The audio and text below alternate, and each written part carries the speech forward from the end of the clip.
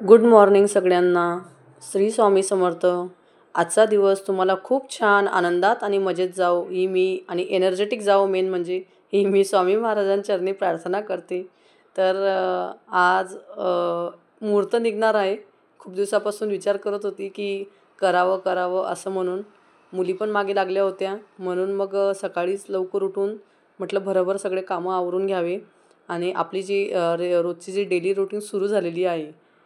Main कामांमध्ये अजून एका कामाची भर पडली आहे ती म्हणजे एक्सरसाइज आणि डायट. आतापर्यंत रोज सगळे रुटीन चालू होतं, रोजच्या कामांचं रुटीन राहायचं. परंतु त्या रुटीनमध्ये अजून 2 गोष्टींची मेन वाढ झालेली आहे, भर पडली आहे. पहिली गोष्ट म्हणजे सकाळी एक्सरसाइज आणि दुसरी गोष्ट म्हणजे डायट. तर डायटमध्ये आज नवीन प्रोटीनसाठी काय करावं हा विचार चालू असतो. आणि मला जे कॉन्स्टिपेशन किंवा माझा ब्लोटिंगचा प्रॉब्लेम होत असतो, माझी डायजेशन सिस्टीम खूप जास्त स्लो असल्यामुळे मला पहिले माझ्या डाएटविषयी खूप जास्त विचार करावा लागतो की जे मला हलकं-फुलकं आणि व्यवस्थित पचलं पाहिजे, असा माझा विचार चालू असतो. तर मला आजच्या व्हिडिओमध्ये एक विचार आला सहज सकाळीच आणि सहज असा एक विचार करून गेले की आपण लोकांनी आता मे बी माहिती नाही कोण कसं, तर आपण लोकांनी स्वतःला एवढ्या घाण हॅबिट लावून घेतल्या आहेत, एवढ्या घाण सवयी लावून घेतल्या आहेत ना, आपल्याला किंवा आपल्या मुलांना चांगल्या गोष्टी आवडतच नाहीत. ज्या चांगल्या हेल्दी पौष्टिक वस्तू आहेत, पौष्टिक जेवण आहे, ते कधीच आपल्याला आवडत नाही. तर आपल्याला चहा ही आपल्या शरीरासाठी खूप हानिकारक आहे. तरी पण आत्तापर्यंत मी सुद्धा चहा घेत होती, घेते किंवा मग पुढे माहिती नाही इन फ्युचर, पण चहा ही शरीराला खूप जास्त हानिकारक आहे. तरीही आपण चहा पीत असतो. तसंच उन्हाळ्यामध्ये आपण फ्रीजचं पाणी पितो. आम्ही तर पीत नाही फ्रीजचं पाणी. पण भरपूर जणांना सवय असते की उन्हाळ्यामध्ये एकदम थंड पाणी पाहिजे फ्रीजचं. पण ती गोष्टसुद्धा शरीराला खूप हानिकारक आहे. आणि अशा काही भाज्या आहेत जेणेकरून डीप फ्राय किंवा अशा काही गोष्टी आहेत, बेकरीचे पदार्थ, अशा वस्तू आहेत की ज्या आपल्या शरीराला खूप जास्त हानिकारक आहेत. आणि त्याच वस्तू आपण नेहमी खात असतो. आणि मुलांनासुद्धा तशाच सवयी लागलेल्या आहेत. जसे की काही मॅगीसुद्धा अजूनही मॅगी एवढी वाईट आहे. चिप्स, कुरकुरे, ते व्हील्स शरीराला एवढ्या हानिकारक आहेत या गोष्टी. तरीही आपण ज्या सवयी स्वतःला लावून घेतल्या आहेत, त्याच मुलांना सवयी आहेत पिझ्झा, बर्गर. कधीतरी रेअरली खूप महिन्यानंतर खायला काही वाटत नाही. पण नेहमी-नेहमी ह्या गोष्टी खाणं, मैद्याच्या वस्तू, ह्या वस्तू खाणं म्हणजे शरीराला खूप हानिकारक आहेत. आणि आजकालची मुलं तर अशी झालेली आहेत, मी माझ्या मुलींवरून सुद्धा सांगते. एनर्जी एवढी त्यांची लो होऊन जाते. त्यांना खेळण्यासाठी ते खूप चांगल्या खेळत असतात. परंतु खूप लवकर एनर्जी डाऊन होते. जसे आपण लहान होतो आणि आपण लहान असताना आपण किती प्रमाणामध्ये खेळायचो, किती वेगळ्या-वेगळ्या प्रकारचे गेम आपण खेळत राहायचो, किती वेगळ्या-वेगळ्या प्रकारच्या पद्धती किंवा वेगळ्या-वेगळ्या पद्धतींनी आपण खेळत राहायचो.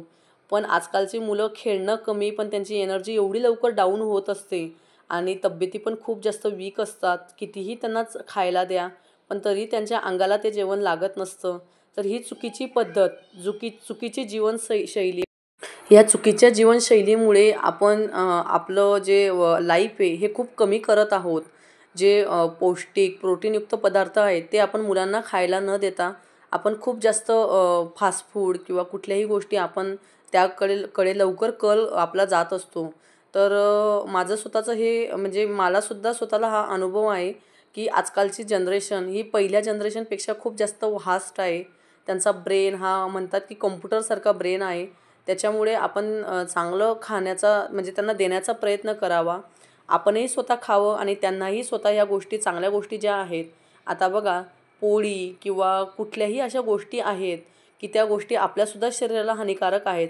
तरीही त्या गोष्टी आवडतात. मलासुद्धा खूप प्रमाणामध्ये मला भात आवडतो. पण मी आता सध्या बंद केलेला आहे. पोळी आणि भाताशिवाय मला जेवण जायचं नाही. मला बाजरीची भाकर आवडत नाही आणि मी खातही नाही बाजरीची भाकर. त्याचप्रमाणे ज्वारीची भाकरसुद्धा मला खूप जास्त प्रमाणामध्ये आवडायची नाही. पण आता तब्येतीमुळे खावी लागते. तर आपण जर आपलं आई-वडील जर आपण घरामध्ये चांगल्या पद्धतीचे आपण डाएट करत असतो म्हणजे डाएट करणार किंवा चांगल्या पद्धतीने आपण जर चांगलं जेवण करू, पौष्टिक हेल्दी जेवण करू, तरच आपल्या मुलांनासुद्धा ह्या गोष्टी मिळत असतील. मलासुद्धा डोक्यामध्ये असाच एक विचार येऊन गेला, की आपण नेहमीप्रमाणेच रोजच भाजी-पोळी बनवत असतो. आणि त्यामुळे मुलंही तसं खात असतात. त्यांच्या पोटामध्ये चांगल्या गोष्टी जात नाही. कधीतरी रेअरली आपण बनवत असतो आणि खूप जास्त घरांमध्ये मुलांना खिचडी आवडते. तर खिचडीमध्ये सुद्धा असं काही एवढं जास्त प्रमाण राहत नाही की खिचडीमधनं त्यांना पौष्टिक असं काहीतरी मिळेल. तर मी पण आता मुलांना सुट्टी आहे, दोघी जणांना सुट्टी असल्यामुळे स्कूलमध्ये गेल्यानंतर त्या टिफिनला भाजी-पोळीच खातात जास्त करून. तर जोपर्यंत सुट्ट्या आहेत तोपर्यंत मी फक्त हे व्हिडिओसाठीच नाही बोलून दाखवत, पण मीही आता प्रयत्न करत आहे की चांगल्यात चांगलं पौष्टिक त्यांच्या पोटामध्ये जावं. कधीतरी माझी ही रूटीन लागून जाते, परंतु मध्येच ती रूटीन बंद होऊन जाते. तर मी पण माझा एक प्रयत्न चालू आहे त्रिशाला आणि नविकाला चांगल्यात चांगल्या गोष्टी पोटामध्ये जायला पाहिजेत असं म्हणून. कारण सध्या त्यांचं एक्झर्शन खूप जास्त होतं. म्हणजे खेळतात खूप जास्त, खूप एनर्जी डाऊन करत असतात. पण पाहिजे तेवढं मुलं पोटामध्ये टाकत नाही, तेवढं खात नाही. त्याच्यामुळे मग मी विचार केला की चांगल्यात चांगल्या गोष्टी त्यांच्या पोटात जायला पाहिजे, जेणेकरून त्यांची एनर्जीसुद्धा व्यवस्थित राहायला पाहिजे. आणि मेन म्हणजे त्यांना त्यांची जी पॉवर आहे, त्यांची जी आपण म्हणतो ना, की एखादी गोष्ट ते खेळत असतात किंवा एखादं वेदर चेंज झालं, की लगेच मुलं आजारी पडतात. तसं आपल्याला पहिले राहायचं नाही. पहिले आपल्याला खूप लवकर सर्दी, खोकला, ताप यायचा नाही. परंतु थोडंसं जरी वेदर चेंज झालं ना, तरीसुद्धा मुलांची एनर्जी डाऊन होऊन जाते. तर अशा प्रकारे माझं घरातलं सगळं आवरलं गेलं आणि मी थोडं 1 तासांनी जेवण करून 1 तासांनी 15 मिनिटासाठी कॉरिडॉरमध्ये वॉकिंग करायला जात असते. जेणेकरून माझं जेवण डायजेस्ट होऊन जाईल म्हणून मी 15-20 मिनिटं वॉकिंग करते आणि घरातले कामं पटापट आवरून 4:30 वाजेला माझी ट्यूशन होती. म्हटलं 4:30 वाजता ट्यूशन सुरू होण्याच्या अगोदर मुलींना मला थोडं खायला बनवायचं होतं. तर आज फायनली त्याचा शुभ मुहूर्त निघाला. खूप दिवसापासून विचार करत होती की मला भाजणीच्या चकल्या करायच्या आहेत, चिवडा करायचा आहे आणि मुलांना दोघींना खाण्यासाठी संध्याकाळी 4:30-5 वाजता त्रिशा आणि नविका 4:30-5 वाजेला रोज खूप परेशान करत असतात. काहीतरी खायला दे, काहीतरी खायला दे. त्यांचं रोज चालू असतं आणि नविकाचं कसं आहे ना, एकदा जी वस्तू खाल्ली दिवसभरामध्ये ती दिवसभरात तिला रिपीट करायला आवडत नाही. आणि नविकाचा एक प्रॉब्लेम आहे की तिला प्रत्येक 2-2 तासांनी, 3-3, अडीच-अडीच तासांनी काहीतरी खायला पाहिजे असतं. भूक लागली मम्मा, भूक लागली. तिचं कंटिन्यू चालू असतं. तर प्रत्येक वेळेस तिला काय द्यावं खायला असं माझ्या डोक्यात मी म्हणजे अक्षरशः कंटाळून गेली आहे. जेव्हापासून त्यांना सुट्ट्या लागलेल्या आहेत, तेव्हापासून एवढी कंटाळा आला आहे मला, की रोजचं फरसाण दे, हे दे आणि बाहेरच्या वस्तू सोया स्टिक दे. बाहेरच्या वस्तू जर आपण आणल्या तर ते पामोलीन तेलामध्ये, पाम तेलमध्ये तळलेल्या असतात. नेहमी-नेहमी ते द्यायला योग्य वाटत नाही. बाहेरच्या वस्तू आणून चिप्सचं पाकीट मी त्यांना देतच नाही. म्हणजे खूप कमी प्रमाणामध्ये, खूप महिन्यांनी एकदा चिप्स किंवा कुरकुरे एकदाच आणायला लावते संध्याकाळच्या वेळेस. ते पण खूप दिवसांनी खाल्लेलं नसल्यामुळे. मॅगी तर कधी करत नाही. 3-4 वर्षापासून मॅगी तर बंदच आहे घरामध्ये. तर मग मी आज फाफडा करायचं ठरवलं. याला फाफडा म्हणतात. जो फाफडा चाट असतो तो. तर चवळीचं पीठ आणि बेसनचं पीठ मिक्स केलेलं असतं. मला आई तिकडनंच देऊन पाठवते. चवळी आणि बेसन, जे कोणी कोणी बरबटी म्हणतं तिला, तर आमच्याकडे चवळी म्हणतात, जी अख्खी चवळी असते ती. तर चवळीचं पीठ आणि बेसनचं पीठ, उग्र पीठ मिक्स करून समप्रमाणात घेऊन त्याची मी फाफडा बनवत असते. चौराफली, त्याला चौराफली पण म्हणतो. आमच्या जळगावकडे, खानदेशकडे त्याला चौराफली म्हणतात किंवा मग आपण त्याला फाफडा चाट म्हणतो. तर मुलींना अशा प्रकारे थोड्याशा प्रमाणामध्ये मला फाफडा बनवायचा होता. कारण कसं असतं ना, जास्त त्यांना खूप जास्त डबा भरलेला दिसला, की मग त्या जेवण करत नाही. फाफडा दे, फाफडा दे, फाफडा दे चालूच असतो. चाट मसाला टाकून हा फाफडा खूप छान लागत असतो. तर आज मी ते ठरवलंच, की आज कुठल्याही परिस्थितीमध्ये हे करूनच घ्यायचं आहे, की जेणेकरून यांना संध्याकाळच्या वेळेस थोडंसं चाट मसाला वगैरे टाकल्यावर. आणि कसं असतं ना, मैद्याच्या वस्तू नेहमी-नेहमी मैद्याच्या वस्तू द्यायलासुद्धा योग्य वाटत नाही. त्रिशाला पोटाचा प्रॉब्लेम खूप जास्त आहे. खूप लवकर पोट दुखतं तिचं. म्हणून बेकरीचे पदार्थ जवळ बंदच केले आहेत खूप दिवसापासून. दूध पण मी त्यांना दूध देत नाही, कारण हे जे आपण पाकीटचं दूध आणत असतो, जे पॅकेटमधलं दूध आणत असतो, अमूल किंवा चितळे, हे दूध पण एवढं योग्य नसतं. जे गोठ्यातलं दूध असतं गावाकडचं, तर ते गावाकडचं दूध पिल्याने मुलांना काही होत नाही. पण सहसा यांना रात्री हे दूध पितात तर त्यांनाही तो प्रॉब्लेम होतो अमूलचं दूध पिल्याने, गाईचं दूध पिल्याने. तर मी दूधही सहसा बंद केलं आहे.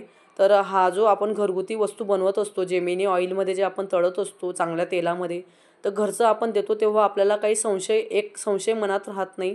कुठल्याही प्रकारचा डाऊट मनात राहत नाही, की आपण मुलांना खायला काय देतो आहे असं म्हणून. पण ज्यावेळेस मी फरसाण वगैरे, सोया स्टिक असं काहीतरी देत असते ना, तेव्हा मनाला खूप वाईट वाटत असतं, की मुलांना आपण अशा पद्धतीने का खायला देतो म्हणून. तर मग मी भाजणीच्या चकल्या आणि थोड्याशा आणि हा फाफडा करायचं ठरवलं. तसं माझं मध्ये-मध्ये चालू असतं करणं.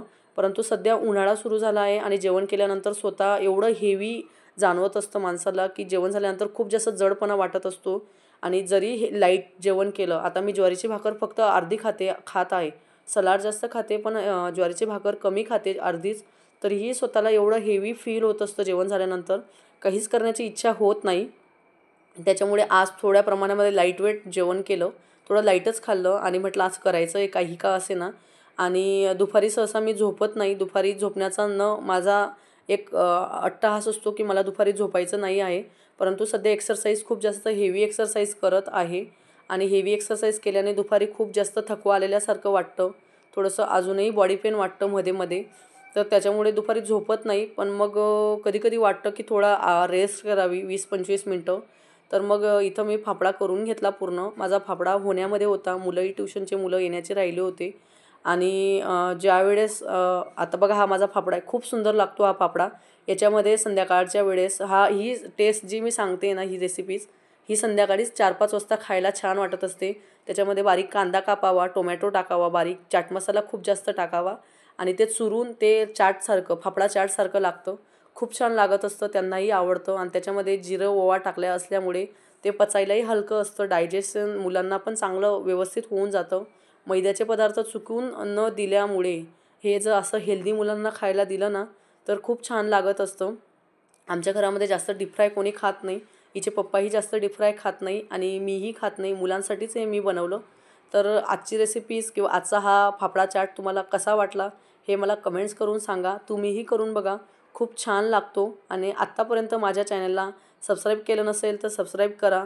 व्हिडिओला लाईक करा आणि कमेंट्स नसतील होत पण सबस्क्राईब करा, लाईक करा. तर अशाच नवीन-नवीन व्हिडिओसहित मी येणार आहे आणि खूप छान लागतो हा फाफडा. बनवताच त्रिशाने आणि नविकाने 4-5 खाऊन घेतले कारण त्रिशालाही क्लासला जायचं होतं. त्याच्यामुळे त्यांचंही पोट भरून जातं आणि असं घरचं काहीतरी दिलं आपण तर आपल्या मनालाही खूप जास्त मनःशांती लागत असते, की जेणेकरून रोजच्या त्याच रूटीन करून आपण मुलांना काहीतरी वेगळं देत नाही. त्यांना मेन म्हणजे त्यांना गोड आवडत नाही. दोघी बहिणींना मी लाडू पण बांधायचे ड्रायफ्रूटची माझी इच्छा आहे. पण दोघी बहिणी गोड अजिबात तोंडावर घेत नाही. त्यांना गोड अजिबात आवडत नाही. तर मग म्हटलं असं आणि शंकरपाळेही त्यांना आवडत नाही. म्हटलं शंकरपाळेही करते रव्याचे, पण त्यांना शंकरपाळेसुद्धा आवडत नाही.